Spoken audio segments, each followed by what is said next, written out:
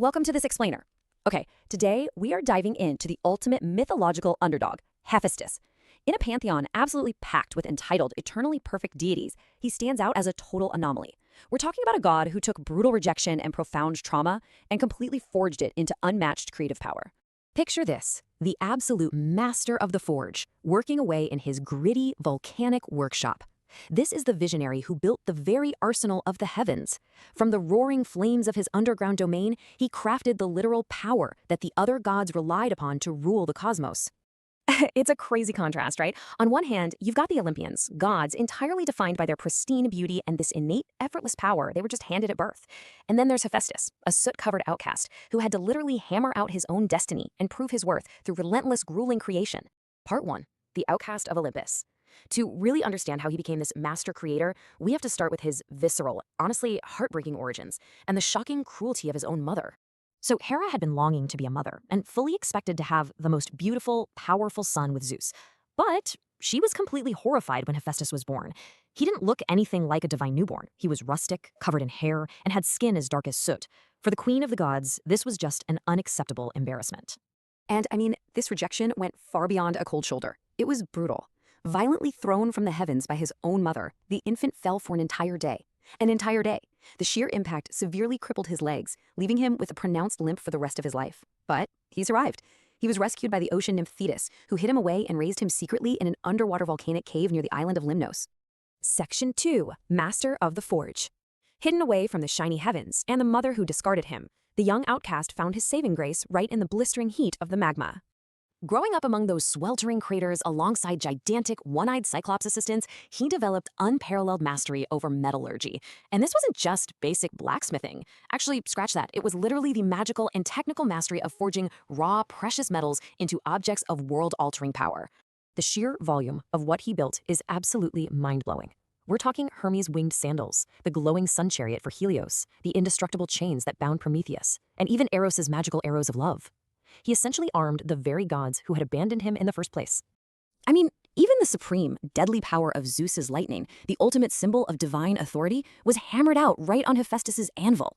Talk about an incredible dynamic, right? The crippled outcast holding the literal key to the king's power. But get this, his genius went way beyond traditional weapons. He didn't stop at swords and armor. He essentially invented mythical robots. He crafted these giant, self-moving bronze automatons to help out in his massive workshop, designing machines that were centuries, maybe millennia ahead of mankind. Section 3. The Throne of Revenge. Because beneath all that quiet craftsmanship and his seemingly innocent demeanor, a serious resentment was brewing.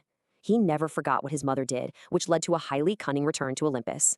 Instead of throwing a massive, violent tantrum, he orchestrated this brilliant, non-violent vengeance. He built a magnificent golden throne, fitted with completely invisible chains, and sent it to Hera as a gift.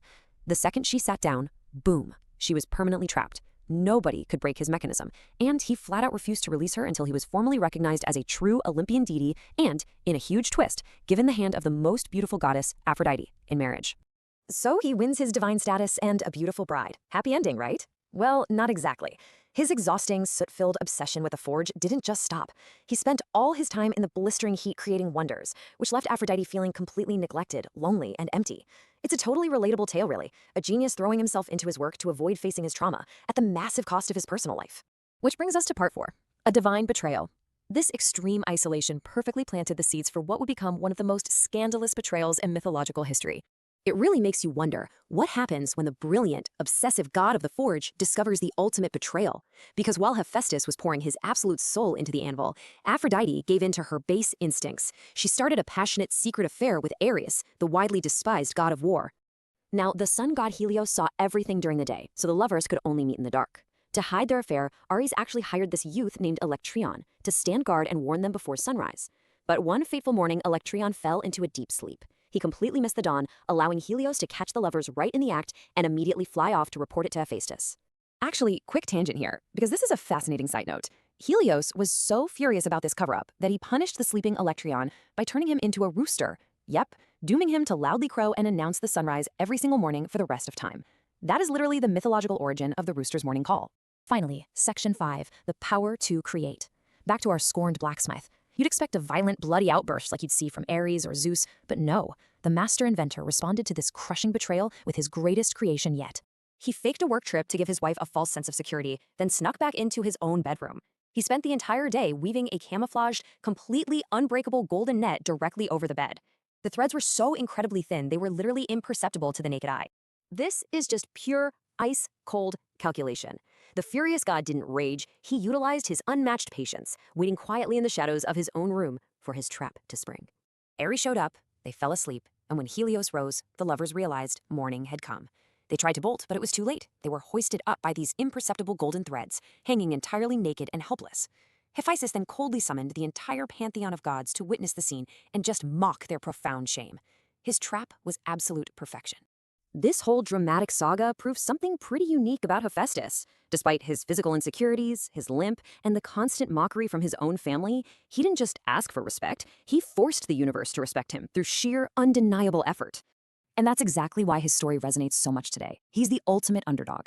He took the immense trauma of being thrown from the heavens, the pain of his crippling injury, and the sting of betrayal, and he channeled every ounce of it directly into his craft. So as we wrap up this explainer, I want to leave you with this provocative thought. In a world obsessed with innate beauty and the flashy, destructive power of lightning bolts and war, isn't the relentless, quiet ability to create the most enduring divine power of all? Thanks so much for exploring the Forge with us today.